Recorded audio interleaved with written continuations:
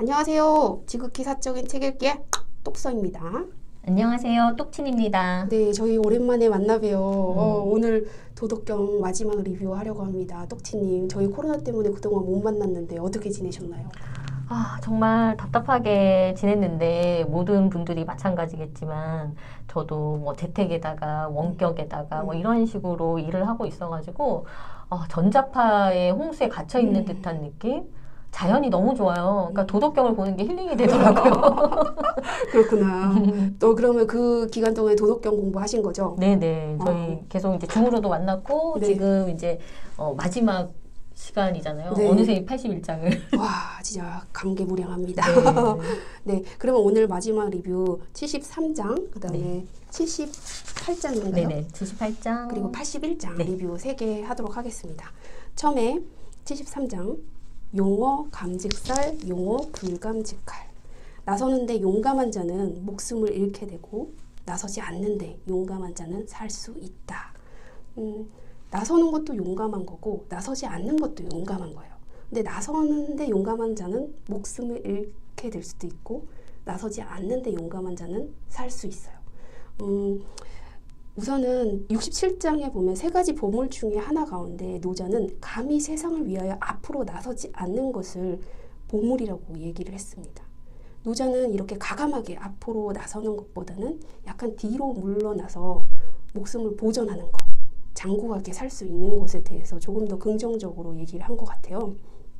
그런데 저는 이제 제가 살다 보니까 제가 10대나 20대 때 약간 정의롭지 못한 것에 대해서 자기 목소리를 내서 앞으로 나설 수 있는 사람이 진정한 용기가 있는 자라고 생각을 했어요. 그리고 그런 사람이 영웅이고 리더라고 생각을 했거든요. 그런데 이제 40대가 되고 나서 보니까 나서지 않는데 용감한 자가 있더라고요. 나서지 않지만 자기 자리에서 자기 역할을 다하고 그런 모습을 보면서 주변 사람들이 변하는 거예요. 그리고 그런 사람들이 하나 둘 많아지면 세상은 정말 자연스럽게 점점 좋아지는 걸 제가 살면서 경험을 하고 있습니다. 차양자, 홍리, 혹해 이 두 가지 모두 용감한 것이지만 어떤 것은 이롭고 어떤 것은 해롭다. 나서는 것도 용감한 것이고 나서지 않는 것도 용감한 것이지만 어떤 것은 또 이롭기도 하고 어떤 것은 해롭대요. 천지소호 숙지기고 하늘이 싫어하는 것에 대해 누가 그 이유를 알겠는가? 하늘이 앞으로 나서는 것을 좋아할 수도 있고 싫어할 수도 있고 또 나서지 않는 것을 좋아할 수도 있고 싫어할 수도 있어요. 그 이유에 대해서는 아무도 몰라요. 왜냐하면 하늘이 이러이러한 절대적인 가치나 보편적인 진리가 없기 때문에 그건 아무도 알 수가 없는 거예요. 하늘은 그때에 따라, 상황에 따라, 시대에 따라, 장소에 따라 다 변해요. 그래서 기준이 없기 때문에 아무도 그걸 모르는 거예요.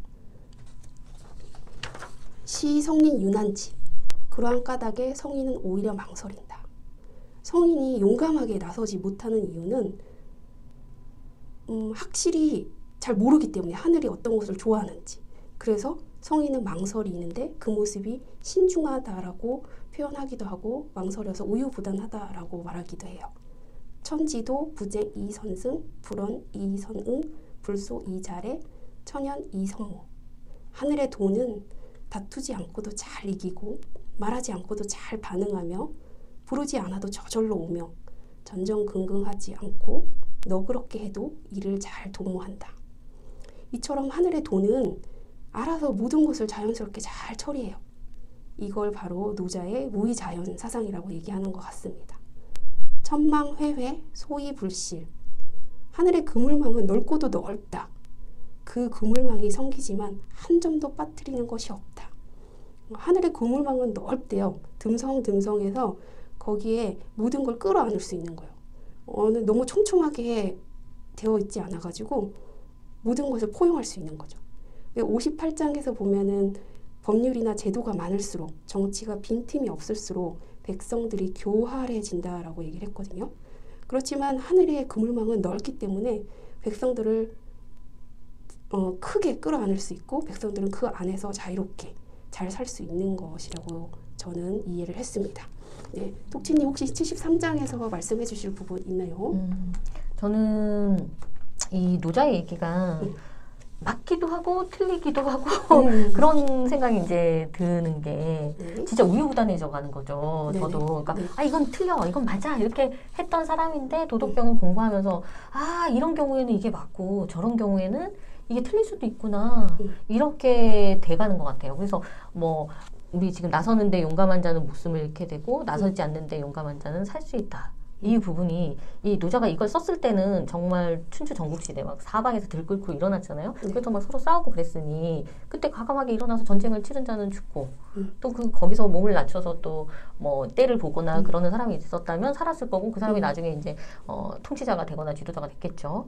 그러니까 그 시대에는 이 말이 맞을 수 있었을 거예요. 근데 이제 만약에 이걸 가지고 우리 민주화 때 민주화 운동이 있었을 때 독재 정권 때 그때를 본다면 정말 그때 우리 독재 정권에 맞서서 과감하게 나서는 사람이 없었다면 지금의 이 민주주의의 대표로 부상하고 있는 대한민국이라는 나라가 있을 수 있었을까 하는 생각이 좀 들거든요. 그때 과감하게 나서서 투쟁했던 사람들 중에 진짜 노자 말대로 많이 죽었잖아요. 맞아요. 그때 과감한데 또 한편에 나서지 않는데 용감한 자는 살 수 있다. 그거는 제가 이제 그 택시 운전사라는 영화 보셨죠? 네네. 그게 이제 5.18 민주화 운동에 관한 얘기인데 거기에서 이제 그 광주에서 있었던 일을 찍어서 가지고 나오던 그 외국인 기자를 택시 운전사가 데리고 나오면서 수배 명령이 떨어지니까 번호표를 바뀌었잖아요. 차 번호를 바꿨는데 그 군인 기억하세요? 그 군인이 번호판을 보고도 보내준 거예요. 이거는 사실 군인으로서 충성을 다해야 되는 그 명령에 불복종한 거거든요. 그런데 과감하게 이분은 나서지는 않았지만 용기를 내서 도와준 거죠. 맞아요. 그래서 이 군인은 살았을 것 같은데 나중에 어떻게 됐을지는 모르겠어요. 근데 그것도 이거는 진짜 용기 있는 네, 행동이에요. 근데 이게 실화는 아니라는 얘기는 또 있고 뭐 하여튼 그래서 그 장면을 봤을 때 막 앞에 나서고 뭔가 결단을 내고 그렇게 하지 않아도 어떤 용기로 인해서 그렇게 하지 않는 용기로 인해서도 큰 일을 이룰 수는 있는 것 같아요. 네. 그리고 요즘은 평화의 시대라고 말을 하잖아요. 이렇게 앞에 나서서 용기를 내는 자보다는 자기 자리에서 자기 역할을 잘 하면서 용기를 내는 자가 가장 더 잘 받아들여지는 시대 같다는 생각이 들어요. 그럼 그런 거 보면은 뭐 노자가 맞다 틀리다 이런 얘기를 할 수 없는 게 맞아요. 그런 변화하는 상황에서 결국에는 사유를 해야 되는 건 개인의 어떤 역량인 것 같아요. 맞아요. 네, 맞아요. 저희는 진짜 민주화 항쟁이 있었기 때문에 우리가 민주주의를 이렇게 빠르게 달성할 수 있었던 부분이 틀림없이 있고 그들의 용기에 박수를 쳐줘야 되는 것 같습니다. 그러고 보니 월요일이 5.18이에요. 그렇구나. 아 오늘은 참고로 5월 17일 일요일이죠. 네, 일요일입니다. 네, 그 다음 장 하겠습니다. 네. 78장. 78장은 이제 그 도덕경을 마치면서 제가 도덕경 공부하면서 가장 제 마음에 와 닿았던 게 물에 관한 거였거든요. 그래서 이제 이 78장이 그 제가 마음에 와닿았던 그 물에 관한 내용을 총정리해서 마침표를 찍는 그런 듯한 느낌이 드는 장이라서 리뷰로 선택했어요. 먼저 8장에 상선약수라는 말이 나오거든요. 가장 좋은 선은 물과 같다. 그죠? 그다음 그 이후로도 물의 특성에 비유해서 많은 이야기들을 했었어요. 그래서 그 이야기가 다시 반복되기는 하거든요. 네, 보겠습니다. 천하 막유 약 어수. 세상에 물만큼 부드럽고 약한 것은 없다. 정말 물은 흘러가는 대로 흘러가고 앞에 뭔가가 가로막고 있어도 절대 넘어가지 않고 돌아가잖아요. 그렇죠? 그리고 뭔가 뭐 물을 가를 수도 있고 뭐 할 수도 있고 누구를 이기는 법은 없는 것 같아요. 이공경강자 막지능승. 아무리 굳세고 강한 것이라도 물을 이길 수는 없다. 근데 이거 정말 반대되는 말이죠. 앞에 부드럽고 물만큼 부드럽고 약한 것이 없는데 어떻게 이게 굳세고 강한 것이 이 부드럽고 약한 것을 이긴다고 말할 수 있겠어요. 그냥 상식적으로 생각할 때는 말이 안 되네? 이렇게 할 수 있을 것 같아요. 이기무이 역지. 그러므로 어떤 경우에도 이런 이치를 가벼이 보아서는 안 된다. 이거는 노자가 지금 계속 얘기한 거잖아요. 그 쉽게 말해서 사람들한테 많이 알려진 이야기가 물 한 방울이 계속 떨어지면서 왜 돌에 구멍을 뚫는 그런 경우를 우리가 이제 보는데 그런 것들을 떠올리면 충분히 다 이해가 되고 그러잖아요. 근데 가벼이 보아서는 안 된다 이렇게 경고를 해요. 그러니까 가벼이 보는 사람이 너무 많다는 거죠. 그래서 약지승강, 유지승강. 약함이 강함을 이기고 부드러움이 단단함을 이긴다. 다시 한번 강조하고 있어요. 천하 막불지 막능행. 세상 사람들은 그것을 모르지 않으면서도 행하지를 못하는구나. 그러니까 계속 다시 강조하고 경고하는 게 사람들이 알면서도 행동하지 못하는 게 너무너무 답답한 거죠. 저도 못하거든요. 이게 어려워요, 정말. 네, 저도 이제 물에 관한 얘기가 가장 마음에 와닿았고 제 생활에 많이 반영을 하려고 굉장히 노력을 하는데도 불구하고 문득문득 이렇게 안 되더라고요. 그러니까 알면서도 행하지 못하는 때가 있었어요, 계속. 아직도 많습니다, 저는. 네. 시 성인은 수국지구, 시위 사직주. 이런 까닭에 성인이 말하길 나라의 허물을 받아들이니 사직의 주인이라고 하고, 사직은 우리 종묘사직 이야기 많이 하는데 나라의 주인이 된다라고 이해를 하시면 될 것 같아요. 수국지 불상 시위 천하왕. 나라에 상스럽지 못한 것을 받아들이니 천하의 왕이라 하는 것이다. 그러니까 나라의 좋은 것을, 되게 왕이 되려면 나라의 좋은 것을 받고, 그다음에 뭐 아주 그 좋은 복이 있는 걸 받고 이렇게 하고 싶잖아요. 근데 사실은 진정한 그 천하의 왕이 되려면 남이 받지 않는 허물, 더러운 것, 낮은 것, 이런 것들을 받고, 그 다음에 복되지 않은 것, 좋지 못한 것, 이런 것을 이제 받는 사람이 왕이 되라는 건데, 왕이 될 수 있다는 건데, 이것도 사실 그냥 문자 그대로 딱 받아들였을 때는 왠지 반대되는 말 같거든요. 우리가 아는 이야기와. 그래서 마지막에 딱 얘기해요. 우리의 의심을 노자가 마치 알았다는 듯이 정언 약반, 옳은 말은 반대로 말하는 것처럼 들린다. 라고 이야기하고 있어요. 그래서 이 도덕경이 사실은 우리나라에도 공자의 그 논어만큼 많은 사람들이 읽고 공감하지는 않잖아요, 아직. 그게 이제 사람들이 못 받아들이는, 어떻게 저래? 왜 저렇게 된다고 돼? 저게 뜬구름 잡는 얘기지. 저렇게 지금 현대 생활에 어떻게 우리 사람들이 저러고 살아? 라고 생각하는 부분들이 많이 있을 것 같아요. 저도 이제 어느 정도 나이가 들고 뭐 다른 공부도 하면서 여기까지 왔기 때문에 이 도덕경들을 받아들일 수 있는 어떤 준비가 좀 되어 있었던 것 같은데, 그렇지 않으면 아무리 노자가 말하는 거를 옳은 말이라고 해도 사람들은 알아듣지 못하는 거죠. 그래서 이제 정언 약반 이렇게 말한 것 같아요. 네. 저도 정언 약반이 많이 와닿았는데요. 제가 이제 삶을 살면서 앞으로 항상 명심하려고 하는 게, 내가 하는 말이나 내가 하는 행동이 틀릴 수 있다. 그리고 다른 사람이 하는 말이 틀린 것처럼 느껴지지만 저 말이 맞을 수도 있다라는 가능성을 열어두려고 하거든요. 정말 세상을 살다 보니 그런 일도 너무나 많고. 네. 정언 약반이 맞는 것 같아요, 정말. 공부할수록 계속 확실한 게 없어지는 것 같아요. 그러니까 저한테 어떤 상황이 이제 생겼을 때 예전에는 빠르게 결정을 내리고 빠르게 행동을 취하는 편이었는데 지금은 그렇게 하다 보니까 물처럼 못 사는 거예요. 계속 어떻게 하다 보면 갈등도 생기고 오해도 생기고 다툼도 생기고 자꾸 그런 일이 생기는 것 같아서 어떻게 해야 될까 고민을 해보니까 이제 우유부단해지면 되잖아요. 사실 근데 우유부단해지려면 첫 번째가, 여기서 말하는 우유부단은 생각이 없어서 우유부단하는 게 아니라 판단을 유보한다는 거겠죠. 그래서 그러려면은 제가 시간과 여유를 가져야겠더라고요. 그래서 일단 어떤 그런 일들이 생기면 그것을 그냥 이렇게 바라보고 있는 여유를 가지려고 되게 많이 했어요. 그러다 보면 정리가 좀 되더라고요. 그런 물처럼 흘러가는 그런 상황을 만들 수 있을 것 같아요. 네, 좋습니다. 아주. 우리의 삶으로 도덕경이 녹아 들어가면 정말 이 세상을 잘 살 수 있을 것 같아요. 편하게. 네. 다음 81장 하겠습니다. 네. 81장. 신언불미 미언불신. 미더운 말은 하려하지 않고 하려한 말은 미덥지 않다. 노자는 항상 이 아름다운 말, 미언을 인위적인 조작이 있는, 인위적인 의도가 있는 이런 뜻으로 해석을 해요. 그래서 약간 인위적으로 조작해서 꾸며낸 말, 어떤 의도를 가지고 번지르르하게 말하는 거. 그래서 이런 말은 미덥지 않다라고 얘기를 해요. 선자불변, 변자불선. 선량한 사람은 논쟁하지 않고 논쟁하는 사람은 선량하지 않다. 여기에서 선이라는 개념에 대해서 좀 말하고 싶은데요. 우리가 일반적으로 선이라 선량하다라고 하면 착하다 이렇게 인식을 하는데, 제가 생각하기엔 여기선 그건 아니고 선은 자연적인 것, 자연적인 거를 말하는 것 같아요. 노자는 선을 자연적인 것으로 봤고 가장 그걸 좋은 걸로 봤거든요.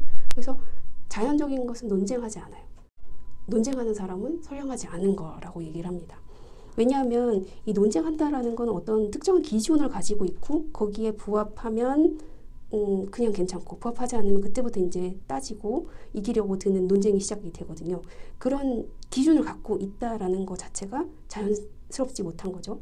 우리가 변호사 할 때의 변도 어떤 법률 조항의 기준을 가지고 따지고 들어서 다투는 사람들이잖아요. 그래서 이런 노자는 꼬치꼬치 따지고 들면서 이기려고 드는 사람은 선하지 않다라고 얘기를 해요. 왜냐하면 그들의 지식은 우선은 구분되어 있는 한정된 지식으로 특정한 기준이나 가치를 가지고 있기 때문이라고 얘기를 합니다. 지자불박, 박자부지. 아는 자는 박식하지 않고 박식한 자는 알지 못한다. 아는 자는 박식하지 않대요. 왜냐하면 이 박식하다라는 거는 외부 대상에 대해서 많은 지식을 가지고 있다라는 건데 노자가 말하는 이 지혜, 명은 본래 자기가 가지고 있는 자연적인 것이거든요. 외부의 대상에 집중하는 것이 아니라 나한테 가지고 있는 그 내면의 본질, 자연적인 것에 집중을 하면 저절로 터득되는 것이 바로 지라고 봤어요. 그렇기 때문에 이 박식하다는 건 결국엔 나의 내면에 집중하는 게 아니라 외부 대상에 집중해서 지식을 탐구하고 학문을 해 나간다는 것. 그거에 대해서 좋게 보지 않고 있습니다. 원래 이제 깊은 원리, 지성인이라고 하는 사람들을 보면은 자기는 잘 모른다라고 얘기를 해요. 소크라테스는 이렇게 말을 했어요. 네가 모르는 것을 모른다고 말할 줄 아는 것이 진정한 알미다 라고 얘기했고, 석가는 인간의 모든 불행은 무지에 의한 것이라고 했어요.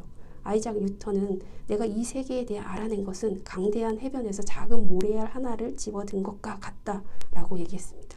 이렇게 지성인들은 스스로 자기가 모른다고 인정한 사람들이에요. 하지만 이 박식한 사람들은 결국엔 자기 지식이 많다라고 얘기하는 사람들이잖아요. 그래서 이 박식한 사람들은 결국엔 잘 알지 못하는 사람이라고 얘기하고 있습니다. 성인 부적, 기이 위인 기유유, 기이 여인 기유다. 성인은 쌓아두지 않고 지니고 있는 것을 남에게 모두 베풀지만 오히려 자기가 점점 더 갖게 되고 남에게 다 주지만 자기 것은 점점 더 많아진다. 여기에서 제가 그 해빙의 책이 있는데요. 그 해빙에 관련된 거 부분 한번 얘기해 보고 싶은 게 있어요. 저는 여기에서 이제 상생이라는 개념을 얘기하고 싶은데 도덕경에서 말하고 있는 이 부분이 바로 상생의 의미인 것 같아요. 자기가 지니고 있는 것을 남에게 베풀지만 오히려 그 베푼 것보다 점점 더 많이 갖게 된대요. 남에게 자기 가지고 있는 것을 다 주지만 오히려 준 것보다 점점 더 많아진대요. 이게 도대체 무슨 말인가 봤더니 상생이라는 개념이 있는데 우리가 알고 있는 황금률은 기브 앤 테이크잖아요. 내가 준 만큼 받는다. 그런데 상생의 개념은 내가 먼저 베풀면 우주의 에너지가 돌고 돌아서 나에게 내가 베푼 것보다 더 큰 행운을 가져다 준다라는 의미예요. 우리 사조풀이에 보면 오행의 개념이 나오는데 나무목, 불화, 흑토, 세금, 물수 요 5가지 개념이 나오는데 요게 상생의 개념으로 이루어지는 걸 한번 설명해 드릴게요. 나무가 불의 땔감이 되어주면 불이 흙에 온기를 주고 흙은 땅속에서 딱딱한 바위를 만들면 그 바위 사이에서 물이 나오게 되죠. 그리고 물이 다시 한 바퀴 다시 돌아가지고 나무를 다시 키워내는 거예요. 이게 바로 상생의 원리입니다. 예를 들어 이제 빌 게이츠도 이런 상생의 의미로 기부를 많이 하는데요. 빌 게이츠나 워렌 버핏 같은 경우를 보면 기부를 많이 했는데 기부를 하면 할수록 오히려 자신이 가진 재산의 2배 가까이 더 늘어났대요. 말도 안 되는 것 같지만 이게 사실이거든요. 그러니까 지금 상생의 원리로 이걸 풀어낸 거예요. 내가 준 것보다 훨씬 더 많이 돌려받는 거죠. 천지도 이이불해. 하늘의 도는 이롭게 하되 해를 끼치지 않고 성인지도 위이부쟁. 성인의 도는 무엇을 하되 다투지 않는다. 하늘의 도는 다 이렇게 이롭게 하는 걸 알고 있어요. 성인은 이런 하늘의 도를 체득한 사람이거든요. 그렇기 때문에 성인의 도는 무엇을 하되 다투지 않고도 하늘의 도처럼 저절로 모든 걸 잘 이루어질 수 있게 하는 사람입니다. 81장을 리뷰한 이유는 81장이 도덕경의 마지막 장이거든요. 그래도 마지막을 잘 끝내고 싶어서 81장 리뷰를 했고요. 저희가 드디어 도덕경을 마무리 지었습니다. 너무 좋으네요. 이 정말 길게 저희 공부한 것 같아요. 도덕경. 그러니까요. 오랫동안 공부했는데 정말 후련합니다. 저 한 권을 정말 제대로 마스터했다라는 그 뿌듯함이 올라오네요. 네, 저는 지금 똑수님 이거 리뷰하면서 네. 든 생각이 내가 진짜 이 도덕경 배우면서 많이 성장했네. 그런 생각이 지금 문득 든 게 보면서 아까 스터디 할 때는 그것까지 생각이 안 났는데 지금 리뷰하실 때 설명하시는 거 딱 들으니까 이 글에서 반대되는 쪽에서 제가 생각을 하게 된 거예요. 그러니까 그게 뭐냐면 여기서는 내가 이제 베풀게 되고 그다음에 이제 다른 사람을 위해서 이렇게 살게 되면 더 많이 갖게 되고 다투지 않게 되고 뭐 이렇게 된다는 거잖아요. 근데 이거는 제가 모르겠어요. 어느 정도 잘 하고 있다는 생각이 드는데 제가 잘 못하는 건 사실 받는 거. 네, 다른 사람이 베풀 때 받는 거. 그거를 잘해야 돼요, 그것도. 그러니까 그걸 제가 못해 지금 이제 설명을 들으면서 그 생각이 드는 거예요. 그러니까 이것도 자연적인 건데 나한테 누가 베풀고 그런 것도 사실은 자연적으로 오는 건데 왜 나는 계속 이걸 아니에요 이렇게 밀어냈을까? 이 생각이 탁 불현듯 들더라고요. 그러니까 설명해 주신 상생이라는 것도 사실은 베풀고 받고 하는 것들이 어떤 일종의 시너지 효과를 일으켜서 같이 성장하는 거잖아요.